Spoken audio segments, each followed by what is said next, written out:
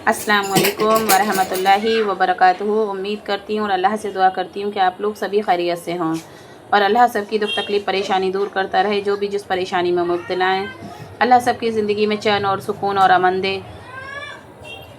और आयतल कुर्सी जो लोग रात को सोते वक्त 3 बार पढ़कर और ताली बजा दें तो वो पूरी रात अल्लाह की हिफाजत में रहते हैं और अल्लाह घर के चारों तरफ फरिश्ते मुकर्रर कर देता है, जिससे आपकी हिफाजत रहती है और मौत के अलावा कोई भी चीज़ आपको नुकसान नहीं पहुंचा सकती।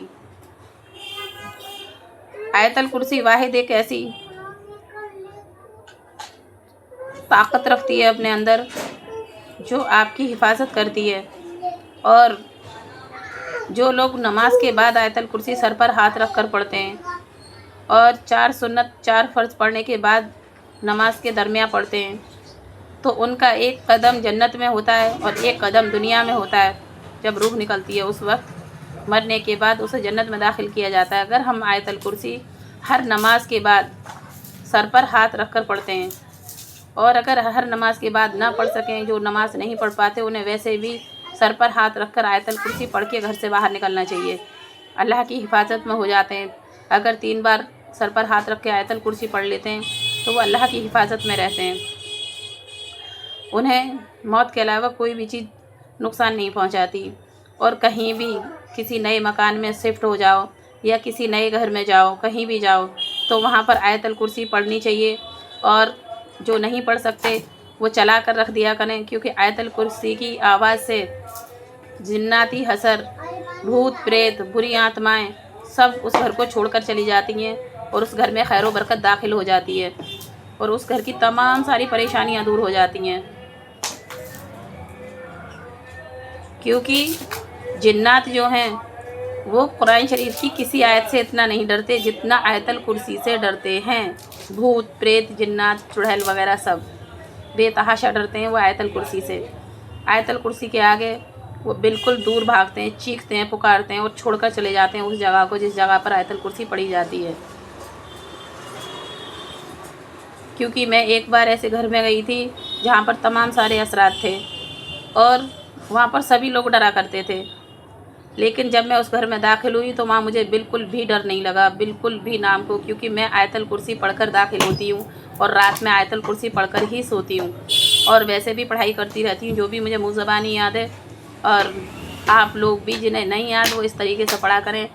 वीडियो में किसी की में भी देख लो, मोबाइल में देख लो, सीखो किसी से भी, लेकिन पढ़ाई को अपनी ज़िंदगी में शामिल कर लो। क्योंकि ज़िंदा पर हमें दुनिया की तैयारी करनी है और क़ब्र की भी, आखिरत की भी। घर के अंदर खाली घर होने से ही काम नहीं चलता, हर चीज़ अलग अलग ज़रूरत पड़ती है हमें, हर चीज़ की अलग अलग। इसी तरीके से कुरान शरीफ में हर आयत में, हर सूरत में, हर अल्फाज में खूबियाँ छुपी हुई हैं।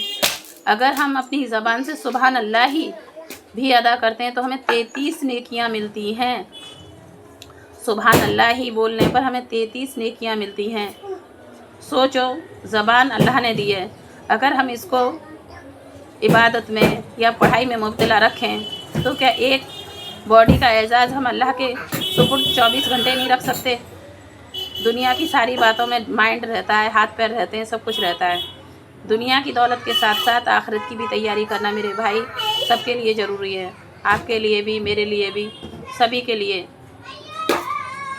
अंधेरी कोठरी होगी उजाला नूर का होगा, अंधेरी कोठरी होगी उजाला नूर का होगा, कब्र में लेटे ही लेटे मेरी पसलियाँ दुख गईं, कब्र में लेटे ही लेटे मेरी पसलियाँ दुख गईं, अगर की बत्ती की तरह मेरी उंगलियाँ सुलग गईं, अगर की बत्ती की तरह मेरी उंगलियाँ सुलग गईं।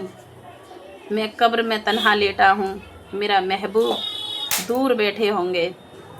मैं कब्र में अकेला लेटा हूँ, मेरे महबूब दूर बैठे होंगे। तो बताओ, दुनिया में हम एक दूसरे के साथ लेटते हैं, बैठते हैं और कब्र के अंदर हम बिल्कुल तन्हा कोठरी में होते हैं। कितना खौफनाक मंज़र होता है कब्र की पहली रात और कब्र की सारी ज़िंदगी। क्या कभी कोई खोल कर देखता है कि हमारे साथ वहाँ पर क्या हालात गुजर रहे हैं, क्या हो रहा है वहाँ पर? اس لیے میں سبھی سے کہتی ہوں اور سبھی کو فورس کرتی ہوں کہ آپ اپنی زندگی میں پڑھائی کو ہمیشہ شامل رکھا کرو.